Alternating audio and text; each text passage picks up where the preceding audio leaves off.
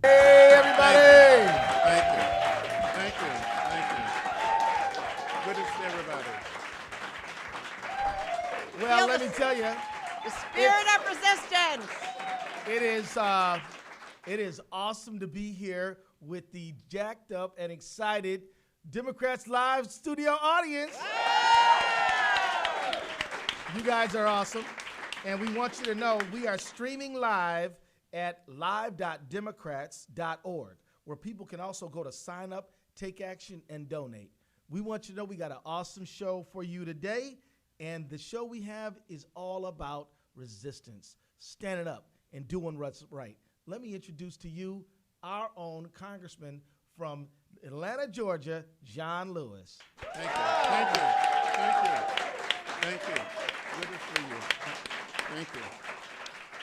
For those of you who may not know, John Lewis was the chairman of the Student Nonviolent Coordinating Committee. He was a freedom rider. He put his life on the line many times, went to prison many times, went to jail, standing up for a core basic idea of equality, of inclusion. And you know what? I've had the privilege of being in Congress with John Lewis for 10 years, and you can't find a nicer, sweeter person. And John, I often think to myself, if anybody had a reason to be bitter and angry, it'd be you, based on what you went through, but you're just not. You're sweet and giving and loving. How do you do it? Well, Dr. King, Martin Luther King Jr., and Rosa Parks, I heard of the two of them when I was 15 years old. And I met Rosa Parks when I was 17. The next year, I met Martin Luther King Jr. at the age of 18. They taught us the way of peace, the way of love, the philosophy and the discipline of nonviolence. And Dr. King would say, just love everybody. You know, people beat you, they pour hot water, hot coffee, hot chocolate on you, spit on you. You still just look straight ahead. And you did. And because you did, any American can sit where they want to sit. They can ride where they want to ride. They can go where we want to go, and we're a little bit closer to that dream of liberty and justice for all. Thank you. And we're going to get there. Oh, yeah. We y'all will heard get it. there. Y'all heard it. We will y'all get heard there. It.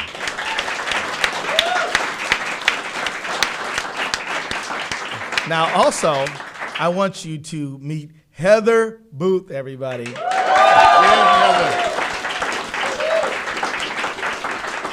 Now, let me just see. Can we, Eddie G? Can we get a picture up of Heather Booth? Yeah. Now, you may see a picture of Heather Booth in front of you in just a few moments. She is going to be in a photograph of her, with her and the great Fannie Lou Hamer. Heather Booth, in 1964, was a teenager. She was under the leadership of John Lewis, who was running Freedom Summer. Leader now. And Heather Booth was playing the guitar with Fannie Lou Hamer, and it was amazing. Heather, tell me, what made you as a young person, a teenager, go from your home all the way down to Mississippi to fight for freedom? First of all, I want to thank you for the leadership you provide within the Democratic Party, and to have a deputy chair of the Democratic Party who is both a grassroots organizer and an elected official, and understand the two worlds and how they need to combine for us to move from resistance to real power. That's right. So it is an exciting time to be part of the Democratic Party, and I want to thank you for your leadership. Thank you, dear. And for Congressman Lewis, he was my leader in SNCC in 1964 when I was 18 years old in the civil rights movement with Mississippi Summer. He was my moral leader then, my moral leader now. I thank you for what you've done then. I thank you for what you're doing now. Well, thank you, Heather. But Heather, I do want to just ask you, so where were you when you got the idea, I'm going down to Mississippi. I'm standing up for freedom. I grew up in a home that believed that you should treat others as you wanted to be treated. What about that? It was a home that really believed in the golden rule, not like currently where Hugh as the gold makes the rules, but in fact that the rules should work evenly for everyone. And my parents, who were very loving, they brought me up believing that love is at the core, and I still believe that. But were they nervous? Were they afraid that you're going down? Well, on the one hand, I think they were very proud because they believed in standing up for what was right. they were very frightened. And we had one call just before I was about to go when it was announced that the 3 young men, Goodman, Schwerner, and Cheney, were missing. And they were on the verge of saying I shouldn't go, but I think they knew I would have gone anyway. And they let their love for me and for what was right deal with a level of enormous fear that they had for the whole summer. Yeah, well, let me tell you guys. So John Lewis is the subject of books and the author of books, and one Parting the Waters, is that one of them? Well, and you're in Parting the Waters. I'm in Parting the Water. But the book that you wrote is called Walking with the Wind. Walking with the Wind. My first book. And then we have 3 graphic novels. 3 graphic novels. Called March. There you go, March. I got all of them. We recommend you get them.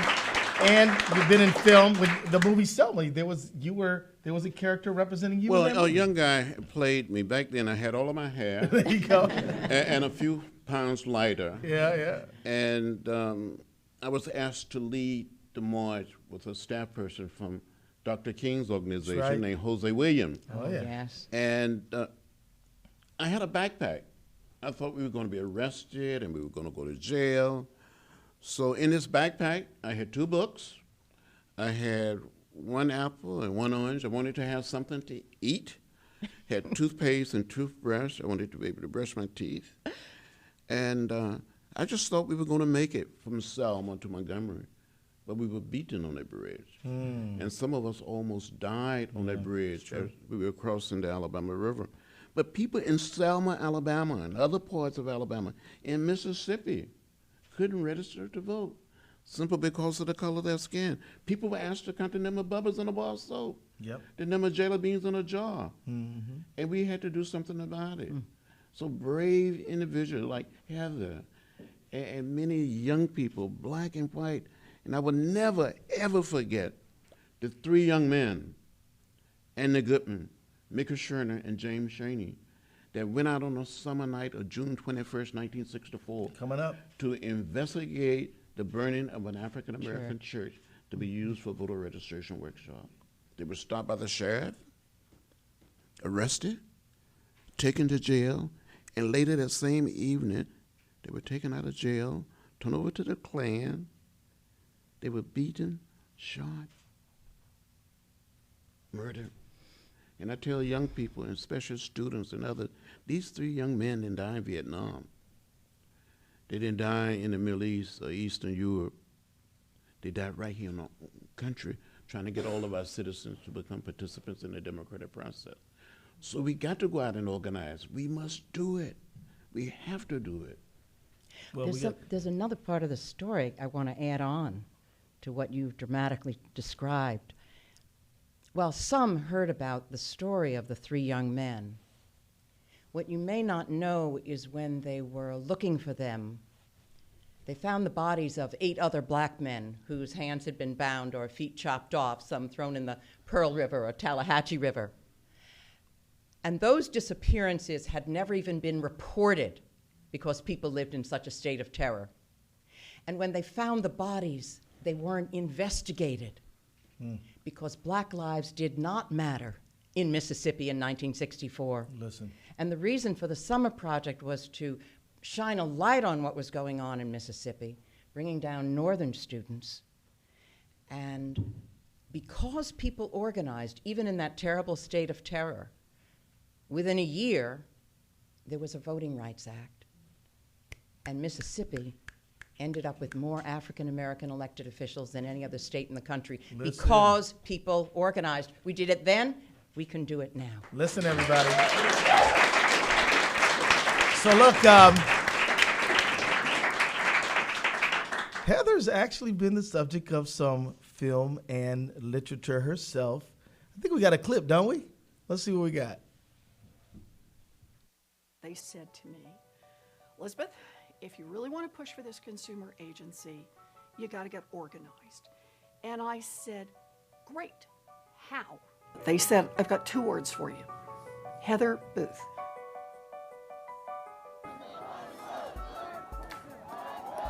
I view my role as an organizer. To be an organizer, you have to love people and hate injustice. I was one of a number of Northern students that went down to do voter registration. We saw the value of working for a goal that was much larger than ourselves. We saw how you really could create change people's lives, change the reality by taking action. What makes you think you stand a chance up against those kind of forces? Well, first of all, it's a David and Goliath fight. We should remember that sometimes David wins.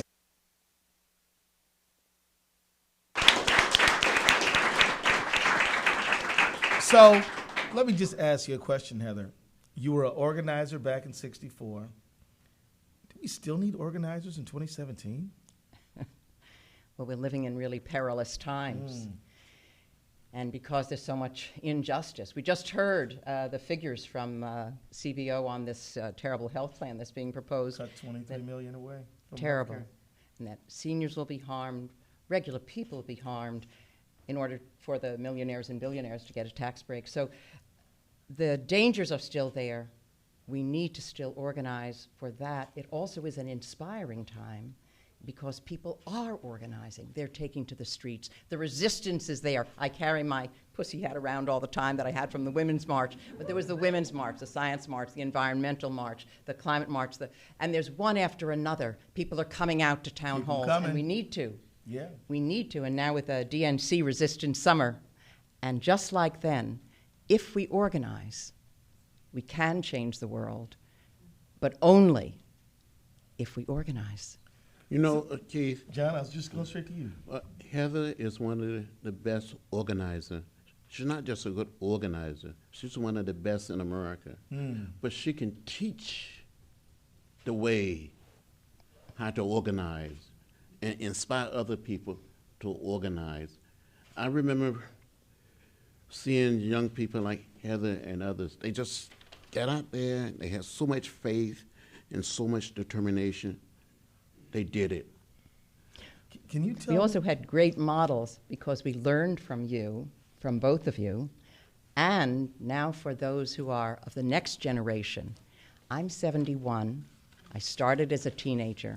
This is something you need to do not just for a summer, not just a semester, but for a year, for your life. For your life. And For a there's lifetime. nothing as vital and as exciting, exhilarating as being part of a movement for change. For both John and Heather, there is a straight line from their early teenage years to the moment they're in right now. Am I right about that? Yes, yes. You know?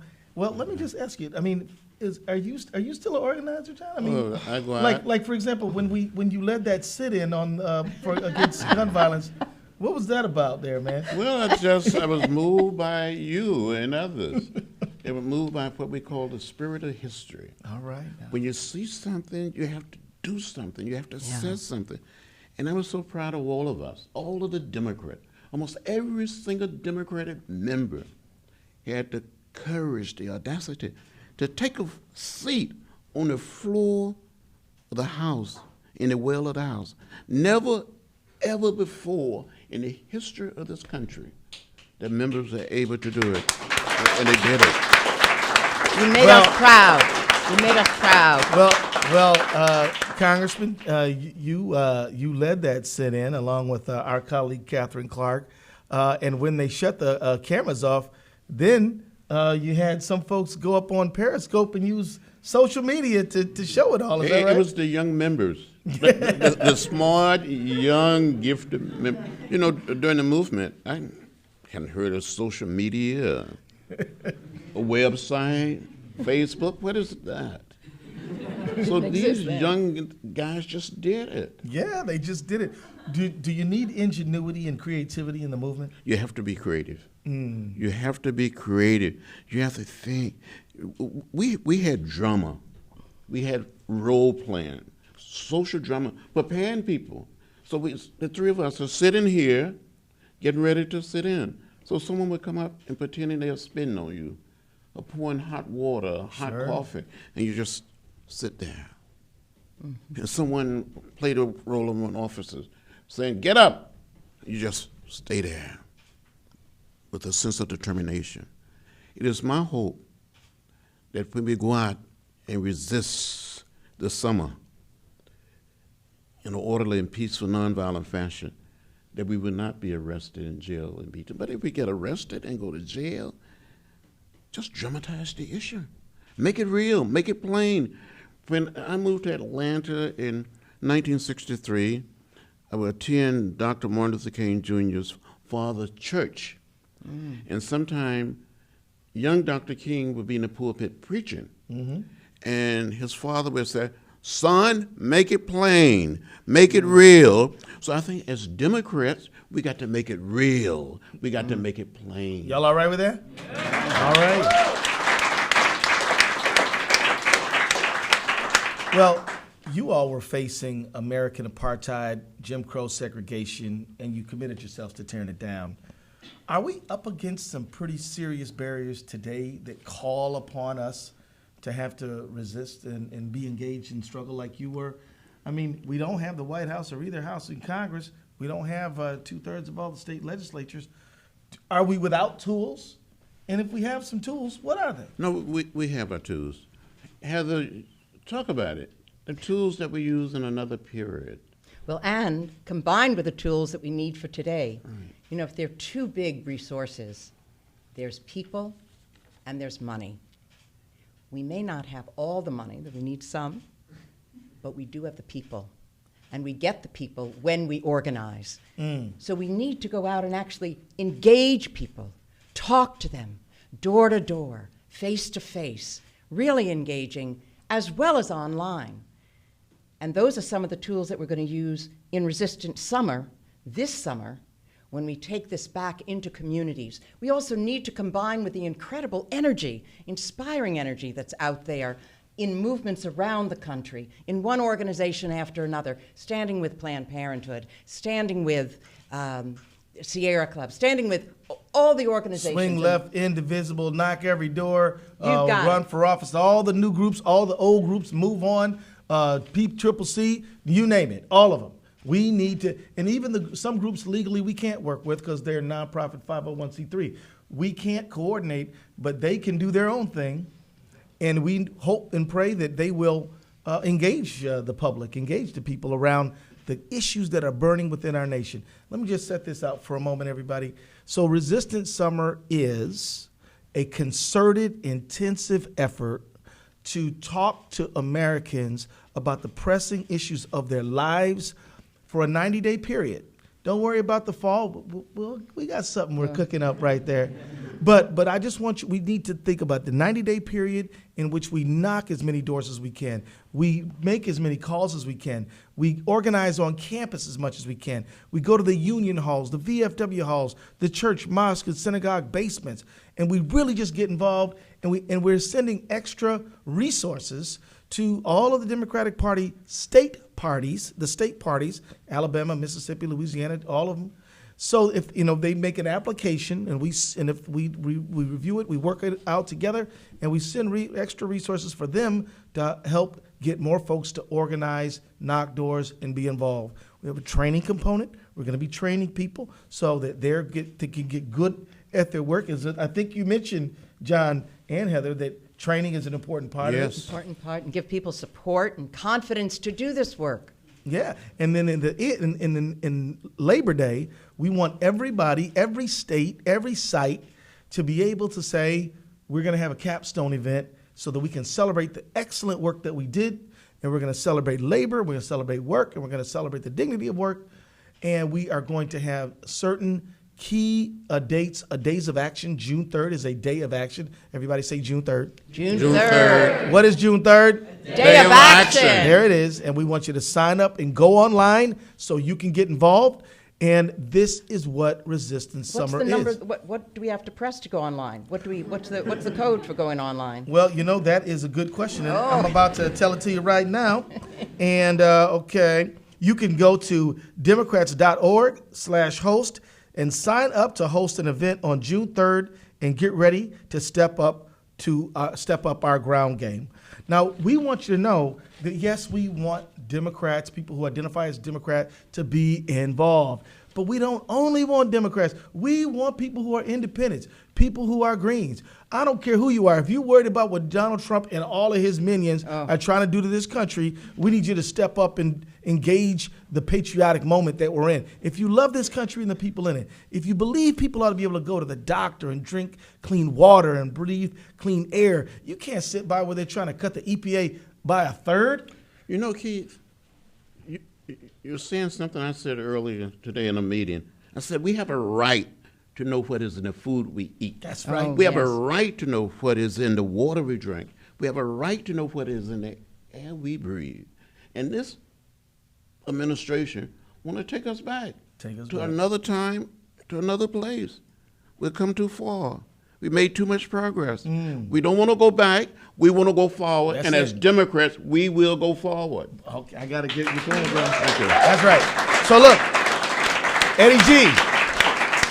So everybody, we have a video we want to play with you guys. It's about 90 seconds. You guys all right?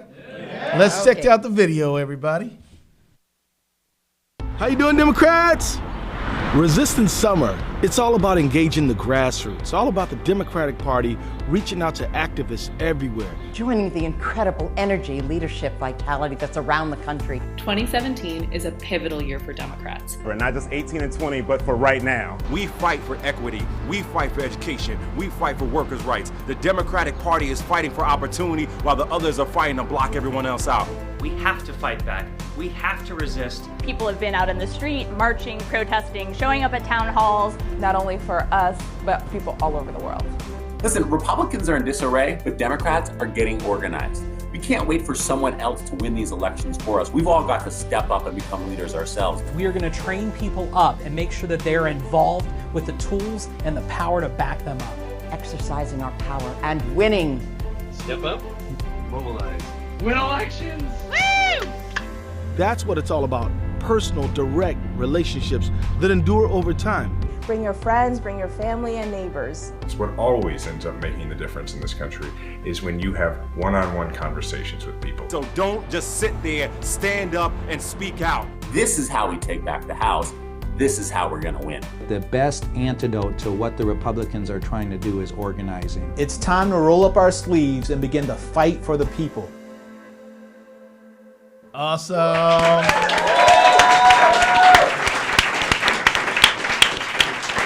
You know, one of the things Resistance Summer will help do from the DNC is that it will help support a resistance moving into political power. Right. So that we electoralize it, that we move into building on the power that we've got and move just from protest into a new powerful place and actually win so we get these changes in people's lives that make their life better. Absolutely. So you can go to democrats.org/host to sign up to host an event during the nationwide Day of Action on June 3rd. June 3rd. And use the hashtag DemsResist all summer long. You can also go to resistsummer.com, which is the main website for all of Resistance Summer. I didn't hear you. Yep, resistsummer.com. Resistsummer.com. What'd she say? Resistsummer.com. Yes, great. You know, here's the thing. You know what? I love that video because it was all colors, all cultures, all faiths. It was people of different backgrounds, different sexual orientations, men, women. It was the beloved community. Yes. Looked like America. It looked like it kind of looked like America a little bit. We had the same thing. Yeah. In 1964, it was black, white, Latino, Asian American, Native American, people from all over America, and even people that moved away to another country came home to work. That's right. To march. Well, there's a movie out about James Baldwin who says, "I'm not your Negro," and he spent time in France because he just was appalled by American segregation. But he came back to write and to comment on the movement. So, and people who've come to America to find hope in America, we also have to show that we are a welcoming country. That's right, new Americans. And we welcome our immigrant brothers and sisters. The immigrant brothers and sisters are part of what will make this country a vital country, a hopeful country. You mentioned James Baldwin. James Baldwin came to Selma, watched, reported, came to the March on Washington, If you visit my office, you will see a picture with James Baldwin. All right. The great Baldwin. You know, I tell you, how is this moment like that moment, that time? I mean, was it as serious? Is now as serious as it was then? Well, we had a Democratic president, John F. Kennedy, and he gave us hope. He was so inspiring.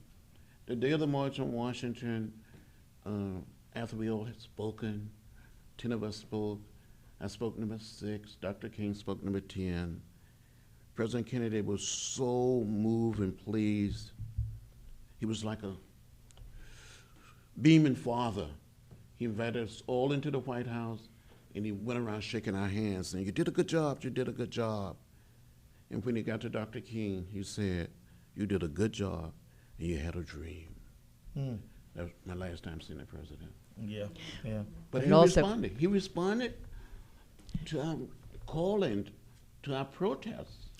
And because people organized, because we also showed the numbers that were there, we organized in the South, in the North, we went door to door, we had the demonstrations. The tactics can vary. Now we can add the online world. But getting out and actually organizing is how we change the world. So should people get involved in Resistance Summer? Should they join this movement? What do you think? Definitely. Yes, people should. You know, the reasons. When you get involved, you feel free. You feel liberated. You feel like you're making a contribution. I was told as a child, don't get in trouble by my parents. Don't get in trouble. You're going to get hurt. But I heard Rosa Parks, I heard Dr. King, and I was inspired. And it changed my life.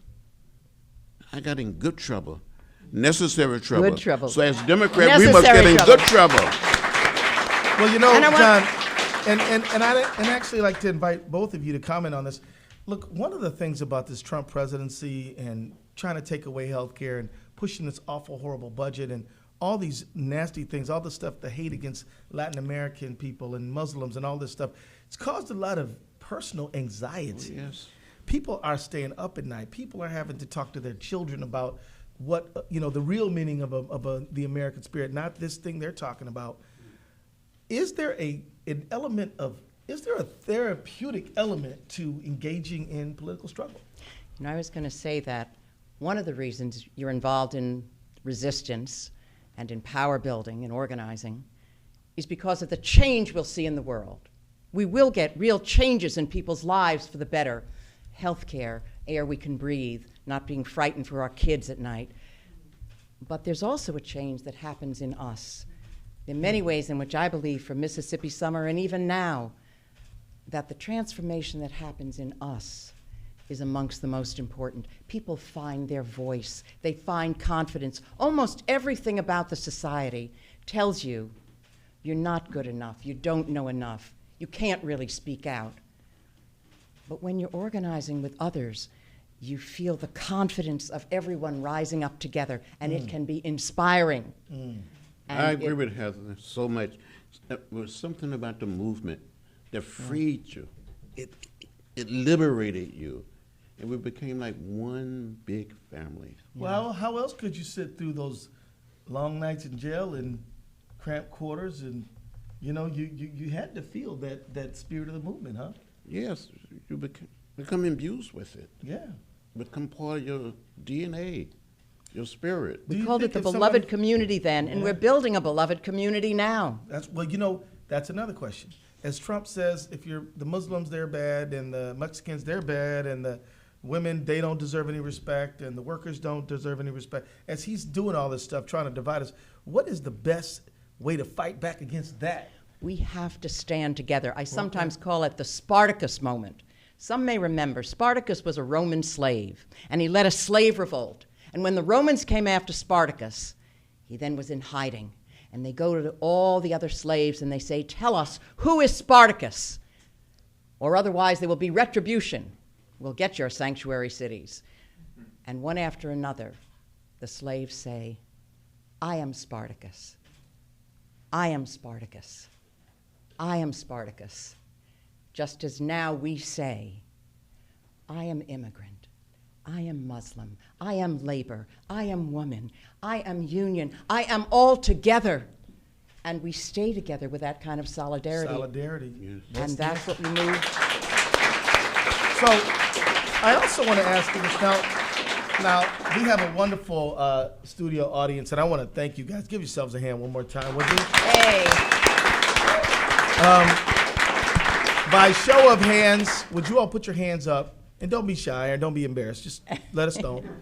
If you have only, if it's like the Trump thing and the whole, within the last year that you've decided that you want to be a part of a movement. Is there anybody who's kind of like new to this stuff and just sort of got inspired in the last few years to get involved?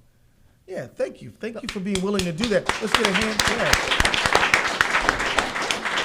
So, and there are probably folks listening on the live stream who are in the same boat. How does one get out there for like the first time? How do you do that? Well, you should let your conscience be your guide. You heard it before. You can be touched by what I call the spirit of history and just go for it. I was speaking someplace in one southern city a few weeks ago, and a young lady came up to me and she said, I need a hug. Oh. And I said, I need a hug too. This is after the election. And so when I got up to speak, I mentioned I did not identify that person. It was about 500 people. I said, we all should just hug. And everybody hug. You get on the same wavelength. You're moving in the same direction. And when the others feel free and liberated, you feel free too. Sometimes it's in the doing, it's in the action. All right. It's in the organizing that the best of you come out and you see it in others. So Heather, how do you knock that first door or get on that first phone bank or do the first time you're tabling for maybe the Democratic Party and somebody actually walks up and asks you a question? What do you do? You know, the first time I ever handed out a flyer, I was a teenager, young teenager, and I was in the middle of New York City, and I was totally frightened. I was frightened in much of what I ever did. I dropped the flyers. I didn't know how to hand out one to a person. Even a simple task like handing out flyers, I couldn't really do it. But there was someone standing by my side who gave me support, explained how you do it, said I was good to even be part of this, to even try to do that, and built my confidence. As I said before, so much of the society says, you're not good enough, you don't know enough. But in fact, we are, together, good enough. We are what's needed. We are the leaders for the future, and you, the younger generation, are the leaders that we have been looking for. We need to support each other. Democratic Party and others will be providing training, support, a structure, and then ways to evaluate and learn from what we did. And as we see the progress we made, then we can see that it's really worth the effort. Well, you know, I pulled some headlines up, and I just want to just expose y'all to some of the headlines addressing the Trump budget. Do we have a graphic on that, Eddie? Yeah, they're playing it. It's up on the live stream. Okay, let me just share a few headlines with you guys. Detroit Free Press: Trump budget leaves working class base behind. Boo. New Jersey Star Ledger: Meatloaf again. Christie meekly accepts Trump's Medicaid cuts. The Kansas City Star: Trump budget replicates disastrous Kansas approach. This won't end well. Houston Chronicle: no help from Trump. Sacramento Bee: Trump meets the Pope while his budget threatens the least of us. Yeah. The Charlotte Observer: harsh budget Americans voted for. Washington Post: another bad budget from Trump targets the poor. Baltimore Sun: Trump's assault on working voters. LA Times: surprise, surprise, Trump's budget punishes the sick and the poor while rewarding the wealthy. New York Daily News: a slash and burn budget. And NorthJersey.com: budget cuts include the U.S. heart. So this is a little bit about the moment we're in. And it means that this is a budget that will punish many of the people who supported and put their hopes in him. And part of our job is to say there is an alternative. And that when his reality that people see is really a nightmare and not the hope, we need to be there and provide the hope for the future, the critique of what he's done, and let people know how their life can be better. The budget is downright mean spirit. Mm-hmm. It's dangerous. Dangerous. In my estimation,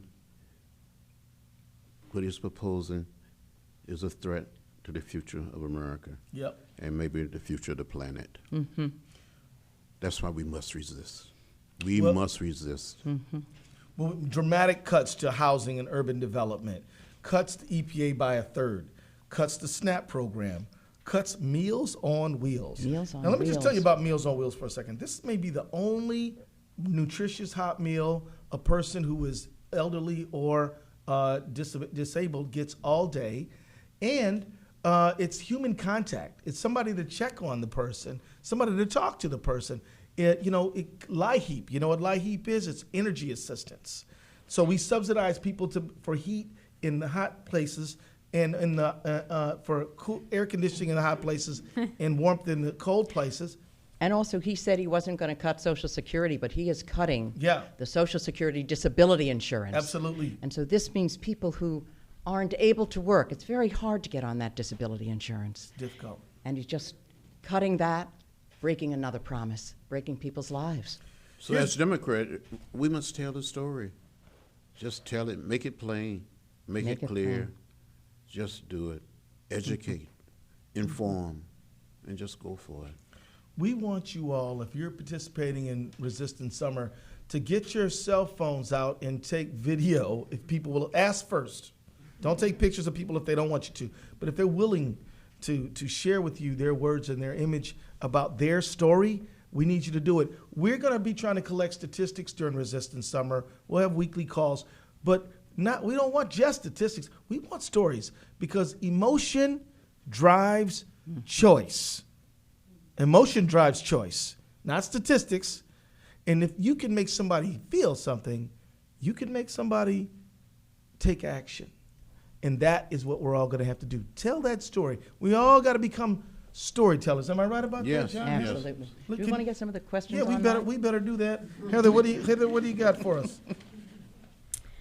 Right Not before, Heather, Adrian. Yeah. Right before we came on air, Keith asked for all the tough questions tonight. So we have more than a few of those. The first is Carl from Florida, who asked, why aren't the Democrats holding town hall meetings with all of the people in their district and not just with their base? Well, I can tell you this. I have town hall meetings, and anybody who wants to come is welcome to come. I've had a number of town halls, and we don't just say only base people can come. So it's certainly doors wide open. My question is, why don't Republicans have any town hall meetings?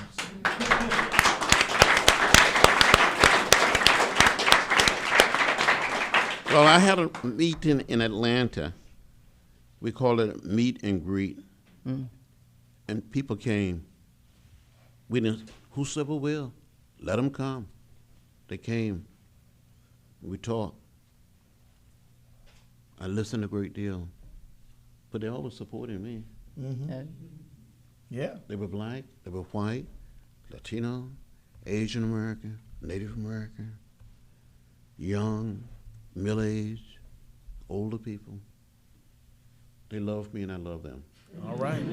With reason. Nicole from Tennessee asked, do you have any constructive criticism to offer anyone who is currently in the White House? Well, that's a good question. What if you, John, and Heather, given your experience, given your experience in the struggle, if you could have a heartfelt, honest moment with Donald J. Trump and could share with him something that might make him a better president, and that might benefit us all if he actually did that, what would it be? I just don't know. I don't think I'm the right person to. I have met every president since President Kennedy. I met President Nixon when he was not alone in the White House. And I've never seen anything like this. Never. Part of the problem is facts don't seem to matter. Human misery and real people's stories don't seem to matter. So it's hard to know how to turn this president around. What I think our job really is to engage with the American public, including those people who once may have voted Democratic and then voted for him because they were looking for a better way and they didn't know he was going to cut their Meals on Wheels or their Medicaid or their disability insurance or not allow their life to actually get better. We have to engage with the American public and provide both critique and hope. Well, I don't know what I'd tell Donald Trump, but maybe I'll try to tell him this. If you don't think that Meals on Wheels is a worthwhile program, why don't you volunteer with a Meals on Wheels team that goes out almost every day and go deliver a few meals and sit there and listen to people tell you about their story. You'll find that they're hardworking, that they have valuable lives, that they have meaningful lives, and that the program actually does them a lot of good. And if the program didn't exist, many of these people would have to be in a nursing home, which would be much more expensive. And anybody who thinks Donald Trump is a good president, but is kind of worried about this budget that he proposed, I'd say you yourself go do it. If we can't get Trump to do it, you do it. You get out there and just go to the Meals on Wheels program and say, I'll deliver meals this morning, and then go back a few other times and listen to people. It might do you some good. Next question. So we got a bunch of questions like this. Joan in North Carolina and James in California wrote something similar. They said, with all the issues with Trump, why can't he be impeached already? He's broken all the rules.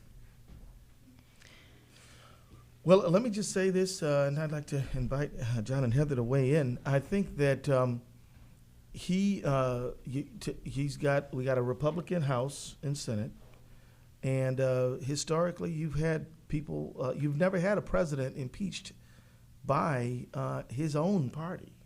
It's usually been Nixon had a Democratic Congress to contend with. Andrew Johnson kind of betrayed the whole legacy of Lincoln and when he got impeached. And of course, Clinton was impeached by a Republican Congress. So this would be unique in many ways. But I will tell you that on the first day he swore in, he violated the Emoluments Clause. He's violated many nepotism clauses. He's allowed people like Carl Icahn to play an improper and I believe illegal role in advising him. I think he has not set up a blind trust. He's not. And this whole thing with the Russians, I mean, why is it that Lynch and Sessions and all these people have lied about having contacts with Russian representatives? Well, if they could have just said, yeah, I met with them. What's the problem? But they didn't. They lied about it. Why is it that Trump on the campaign trail said, I love WikiLeaks? And he got the documentation that he stole from the Democratic National Committee, and WikiLeaks published it, and he encouraged him. He actually encouraged the Russian government to go after Hillary Clinton. And so now it appears as though he has disclosed classified information from an ally to the Russian representatives, and this has not even been denied. He called our own, he fired the person investigating him. I mean, let me tell you this. Cover up. The record is building every day, and it's going to get tougher and tougher to continue just to ignore. And so in terms of what we need next. More information, more investigation. There's going to be a special counsel, but we need more than that. John, do you agree that we need an investigative commission that Congress will conduct? No, Keith, I agree with you. I don't think I can add anything. I think we need an independent commission, and the truth will come out. That's right. I'm not suggesting that people be extraordinarily patient, but the truth will come out. You cannot hide the truth. Yeah, we've never had a foreign hostile power manipulate an American election, and then the president tries to act like that didn't happen. I mean, the only missing link now, and maybe it's not missing, I think there's reason to believe it's not missing, is it whether there was direct evidence of collusion. And now we hear that he's pressuring people in the intelligence community to say that there was no collusion. Make sure that you don't say there was collusion. We have people reporting that he said that to them. So I mean, I don't know, Heather, what do you think? Threats to democracy itself, and I think it is coming out as Lincoln said. You can fool some of the people some of the time. You can fool all of the people some of the time. But you can't fool all of the people all of the time. We got to and save. That is our job. We must save the Constitution. That's right. And protect our democracy for the generation yet unborn. We must do it for our children and their children and others. This is bigger than party. This is a patriotic moment. Adrian? Richard in Nebraska wrote, "Hi, I'm a white male who's 50 years old, and I struggle with inequality. Black Lives Matter," says this white Anglo-Saxon. "America, start speaking the truth. What do you think of the Black Lives Matter movement?" Either one of y'all want to take that one?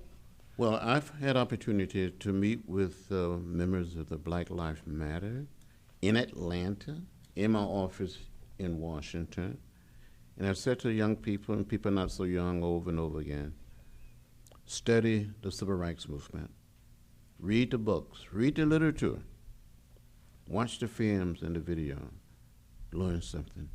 And whatever you do, do it in an orderly, peaceful, non-violent fashion, and you will have a victory. And the movement's really brought public attention to so many issues that really were covered up before. I mean, before the webcams, and you could see actually what was happening with young men being killed in the street. It's changed the awareness of the country.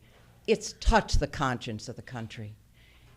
And so a movement, though, has many forms, many parts. It's not one thing. And so it's touched our lives, I feel, in support of the direction that says all people are created equal, and we should treat everyone with dignity and respect. And respect the dignity and the worth of every human being. So it doesn't matter whether you're black or white, Latino, Asian American, or Native American, whether you're straight or gay. When A. Philip Randolph would meet with us, planning the March on Washington, this unbelievable prince of a man, this labor leader, he would say, maybe our foremothers and our forefathers all came to this great land in different ships, but we're all in the same boat now. That's same right. boat, and that is true today. True. But we also have to speak out as we speak for the different movements. I appreciate you raising A. Philip Randolph and to raise up the labor movement itself, the group that brought us a middle class and helped build up the middle class. And one of the reasons that the far right wing is going after the labor movement is because it undercuts a source of power that gives people dignity and respect and is an alternative to that 1% that doesn't really let democracy flourish. There you go. So let me just say on this issue of Black Lives Matter, what the Black Lives Matter movement is saying is Black Lives Matter also. Black Lives Matter. There have been some folks who have, I think, in well-intentioned, well, all lives matter. And it's kind of like going to somebody who has breast cancer and say, well, all cancers matter. I'll say, wait a minute, women are dying from this cancer. Don't gloss it over now. Let's focus on this harm happening to these people. It's not taking nothing away from you. And I will say this, as we see black men killed on video cam, and it happens with shocking regularity. Only because we didn't know about it Well, before. and black folks was telling the country about it, but here's the fact. Because here's something that may shock you, and people sometimes get mad when I tell them this fact.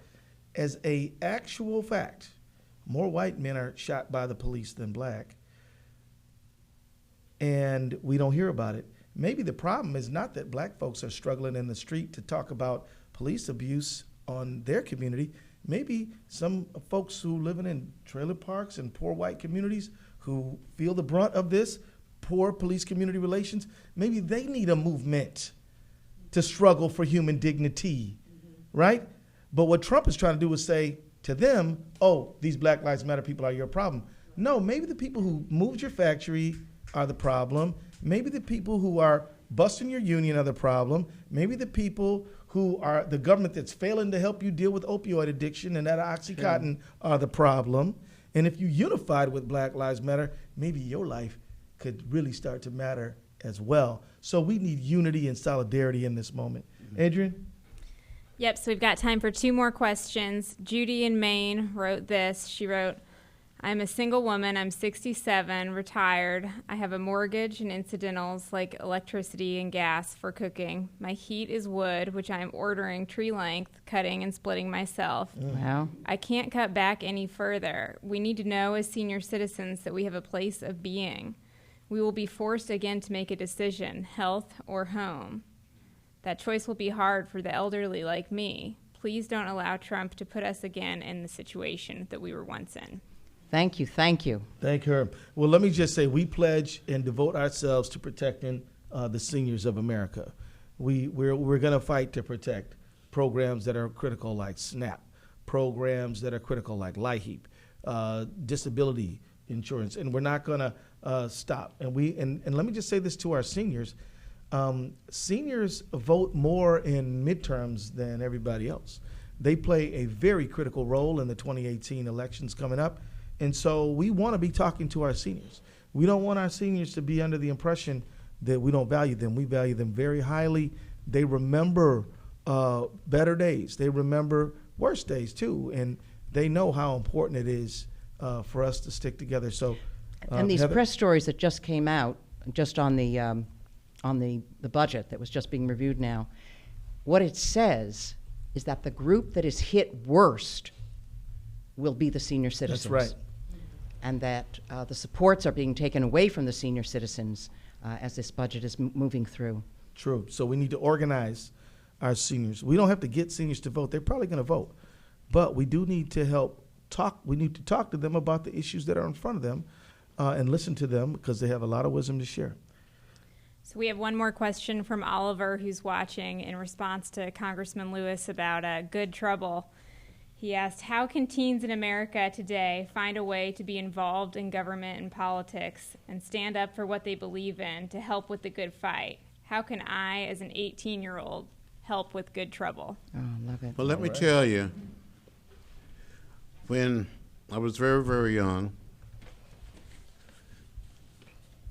in 1956, 16 years old, with some of my brothers and sisters and cousins, we went down to the public library, the little town of Troy, Alabama, trying to get library cards, trying to check out some books, and we were told by the librarian that the library was for whites only and not for coloreds. But we didn't give up. And many years later, I saw not just teenagers, but young kids, 9, 10, and 11 years old, carrying picket signs, saying, I'm not old enough to register to vote, I'm not old enough to vote, but let my mother, let my father, my grandfather, let my teachers. You can organize. Students, young people can come together. You're never too young to stand up, to speak out, and get in good trouble. And there will be somebody there to support you and encourage you. So just go for it. Should folks join Resistance Summer? Young people should join, yes. All right, you heard it. Yeah, by all means. You heard it.